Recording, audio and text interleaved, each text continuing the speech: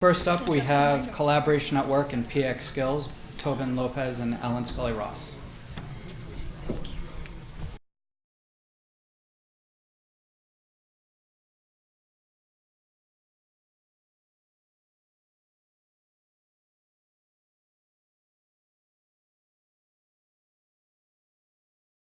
So these are two things. One of the ways we narrowed our scope a little bit was we looked at BLS data to identify the 8 projected high growth in terms of employment, high employment growth. We narrowed our analysis to 8 industries. And so, I keep going fast. So we'll go back here. These are the sectors. So, and as if looking at this list, it probably dawns on you that the education distribution is quite drastic, and that actually led us to do some less than ideal, kind of wonky stuff with the education levels. But we'll get to that. So this is the model that we used. I have PIAAC. So PIAAC represents the literacy, numeracy, and problem-solving skills. The skills on the dependent side are the derived variables of how much they use, how much they read at work, how much they write at work, how much they use numeracy at work, and how much they use ICT at work. And then we control for education level, gender, and education level and gender.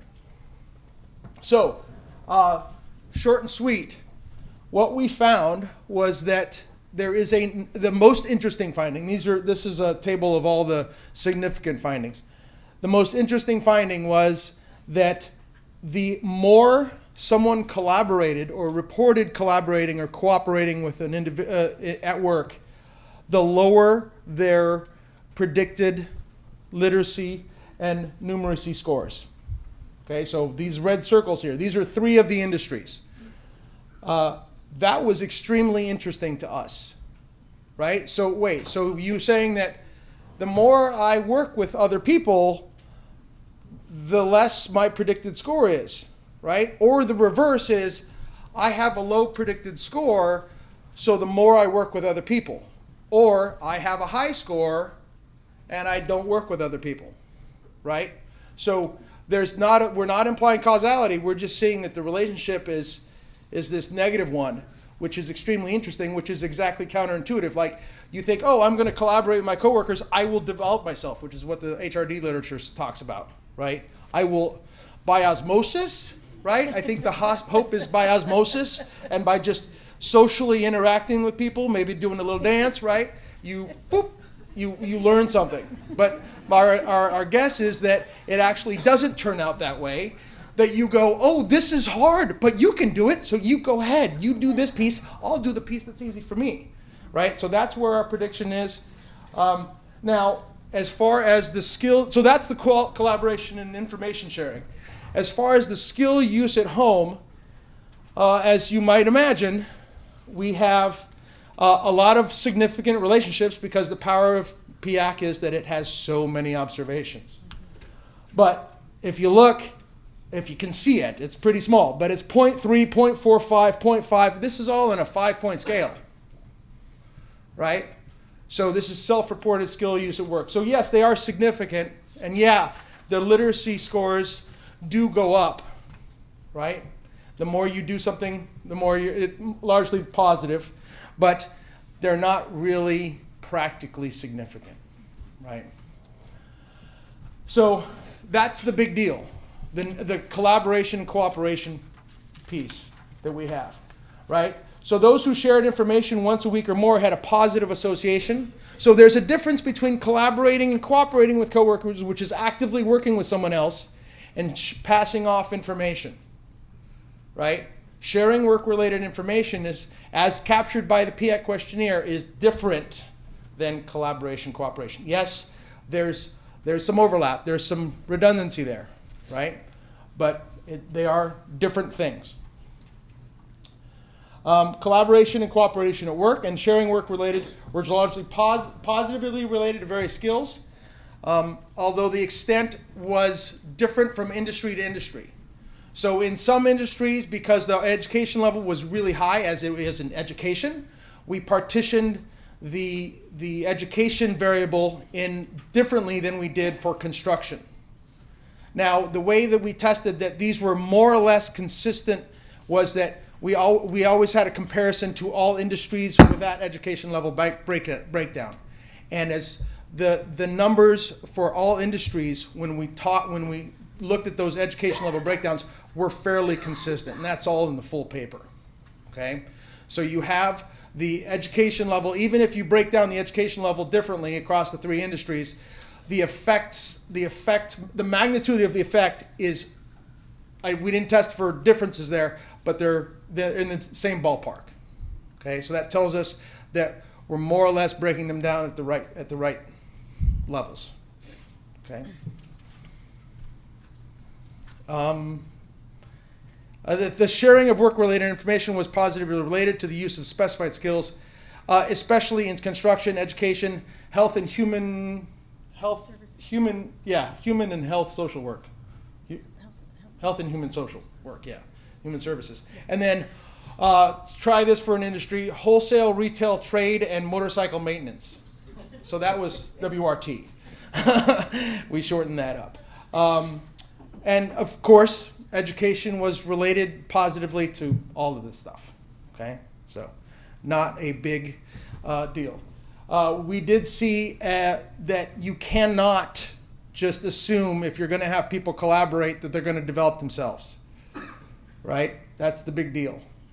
You have to put structures into place that on tasks that they might not otherwise take on if you just left them to their own devices. And that's a big deal for HRD professionals. As we talked about social characteristics, we think, oh yeah, you put people together, they'll work well and they'll develop themselves. That's not what we found. Using the data that's, admittedly a little old, but it's the best absolute, what Ellen said, when we found this treasure trove of data, we almost all just drooled. It was fantastic, especially me being the quantitative guy. All right, thank you.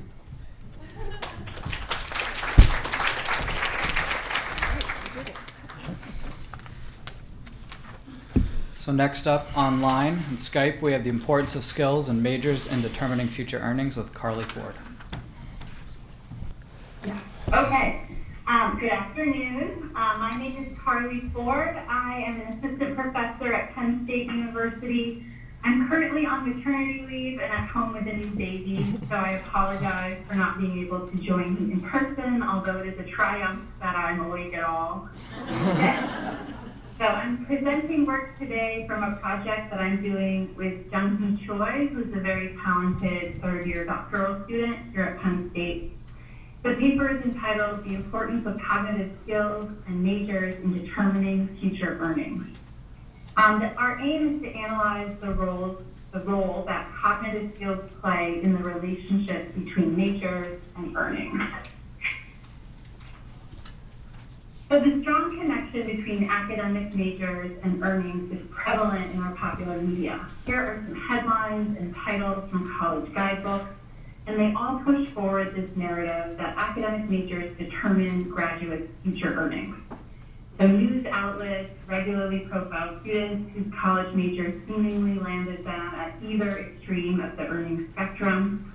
And even elected officials will use these findings to propose that public universities stop offering majors in fields based on low average earnings of their graduates. So against this backdrop, the contribution of our study is to question the tight connection between majors and earnings that is simply assumed. We intend to shed light on the role of cognitive skills, and how they may play a relationship between majors and earnings, and provide more nuance to this seemingly rigid relationship. So more specifically, our goal is to tease out two dimensions of human capital. One that we see as general skills, being numeracy and literacy, and another aspect of human capital being more specific to college majors. Okay. So what do we mean by cognitive skills? Cognitive skills refers to the skills that are required for performing core intellectual tasks such as thinking, reading, and learning. Examples are numeracy and literacy, which we directly account for in our study. The important piece is that cognitive skills are general, flexible skills that can be developed regardless of one's academic major. And these are the skills that go beyond context-specific material taught in different majors.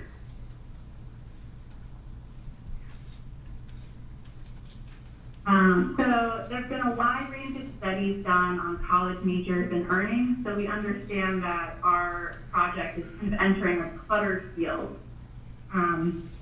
But these studies rarely take into account, these studies rarely take into account cognitive skills.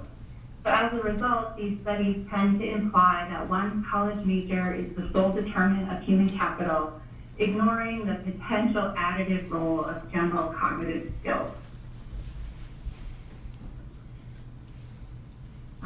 So our research questions are, do general cognitive skills explain within major differences in earnings?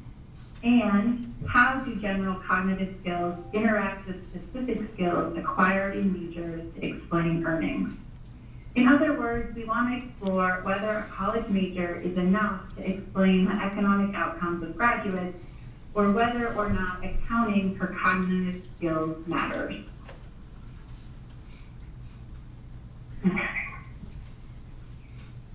So why we think this matters. Income and earnings are by no means the most important goal or outcome of higher education. Nonetheless, students consider potential economic outcomes in their decision-making process, so understanding this relationship will lead to better informed decisions.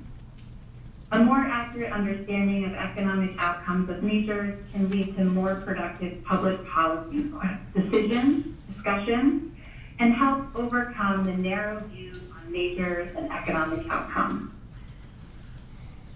Also, there are implications for what and how students learn and how that relates to students' economic success post-graduation.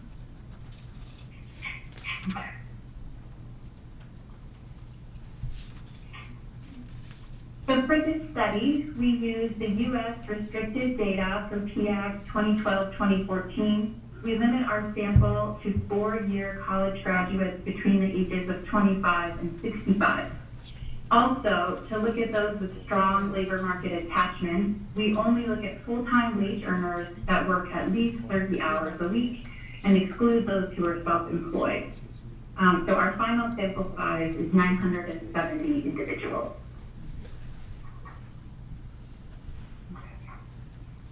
So we estimate a regression model with the dependent variable being natural log of monthly income.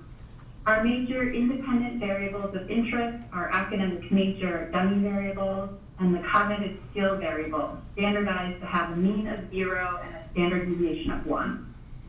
To see how cognitive skills and majors interact, we include an interaction term in the model. And as the two constructs for cognitive skills, literacy and numeracy, are highly correlated, we include them in separate regressions.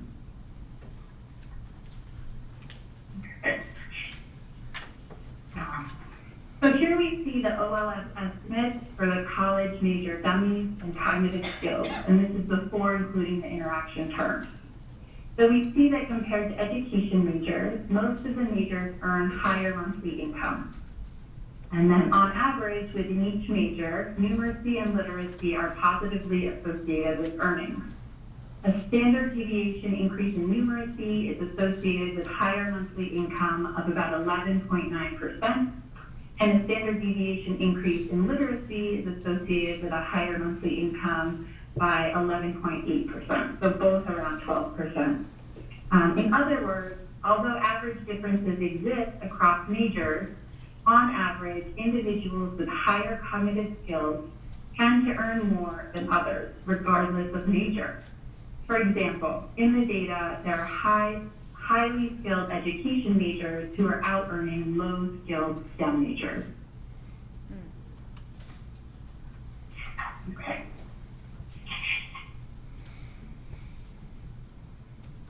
So here here we see the coefficient estimates for the interaction terms between college major dummies and numeracy. The coefficient estimates for social sciences and STEM are statistically significant, showing that there is in fact an interaction effect. That is, the degree with which numeracy explains earnings or the return to numeracy skills varies by major. The greatest returns to numeracy are going to those in the social science and STEM majors.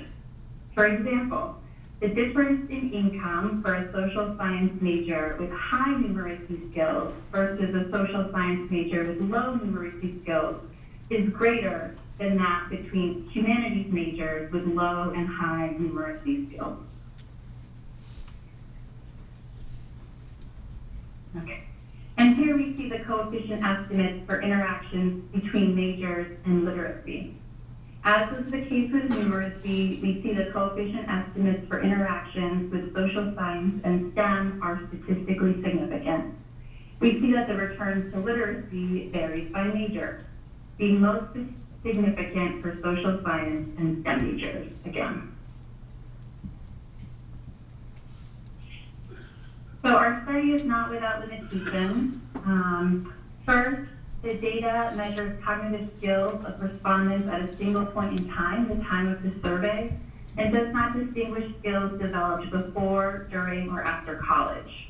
We attempted to at least partially control for cognitive skill developed after college by controlling for skill use at work. Second, the academic major variables are the academic majors of respondents for their highest level of education. So this is not necessarily the academic major of their bachelor's degrees for people that went on to graduate school. So I think that's the major limitation of PIAAC. There's this convoluted variable for academic major. But very few people actually go on to graduate school, so I think for the most part it works. Also, we were not able to account for institutional selectivity as well as other non-controllable factors that may affect earnings, like personal taste or preference. So despite these limitations, our study shows that college majors are likely not the end-all be-all when thinking about earnings. General cognitive skills, which can be developed independently of one's major, also appear to matter. So future research should look into how the job-skill match affects cognitive skill-major earnings relationships. Also, studies should consider non-cognitive skills, which are another set of general skills that have been shown to impact labor market outcomes. Lastly, an international comparative study can be done taking into account variations in educational systems, particularly the way in which majors are selected. Thank you very much.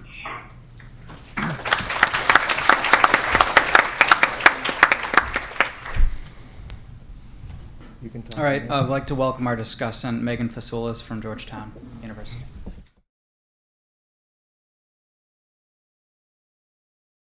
Hello, first of all, I'd like to thank our authors for these excellent papers. We've spent this morning, these previous 3 sessions, looking specifically at numeracy, specifically at literacy, and these papers are the ones that start to look at all 3 and how they interact with the labor market.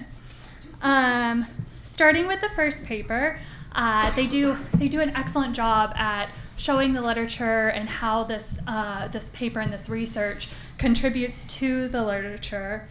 One concern I have, and Tobin, you even pointed this out, is that they look at these high employment growth industries. And while that makes complete sense, there is this high school oversample that I believe 41% of individuals in these industries have no more than a high school, or no, just a high school diploma.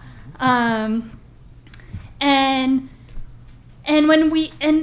they didn't have time to present this here, but in their findings, they presented and they tried to group these industries by more college degrees, some college degrees, fewer college degrees, to kind of see what some of these differences by education are. And with this high school oversample, I don't know if they get the full effect of that.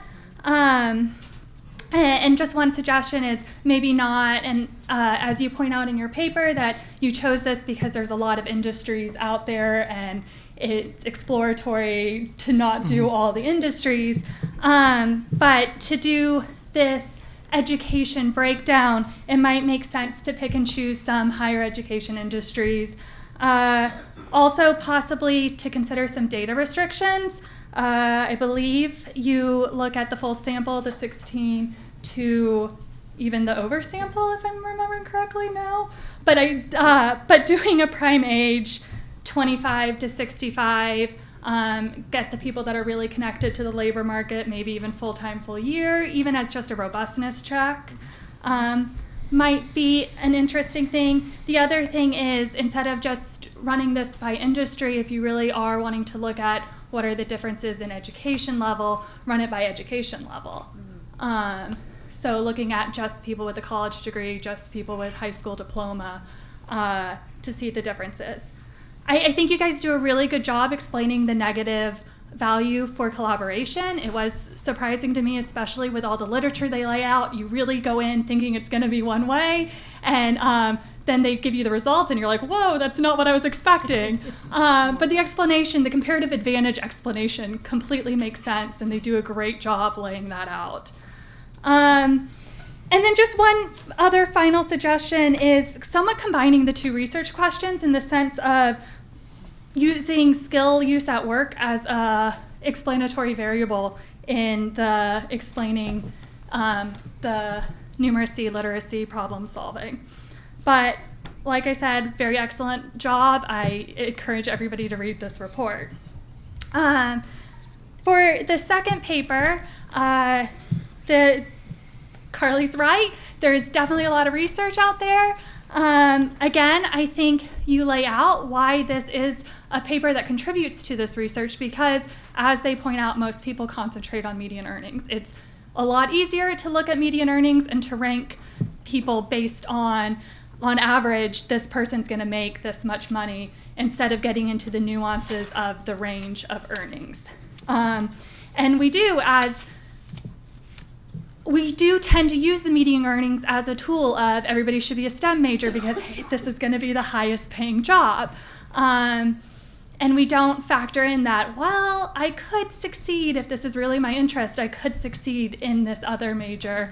Or the fact that there's only 7% of occupations are STEM occupations, but that's something completely different.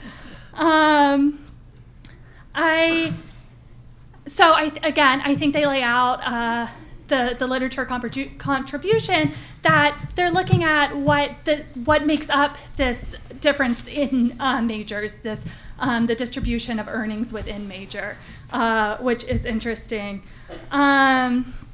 I really liked they included a representativeness to the CPS in the sample, because one of the first things I look at is, especially when we're restricting, do these numbers make sense? And they did it for me, so nice. As Carly, just again, a couple suggestions. Carly already said this, that they want to add jobs in the next round, and I think that is definitely a natural place for future exploration. But even further than just in field, out of field. So if I'm a station, I'm obviously working in field, versus if I'm a STEM major and I'm working in an art occupation, I'm working out of field. But even just an occupation control, something like that too, would be useful.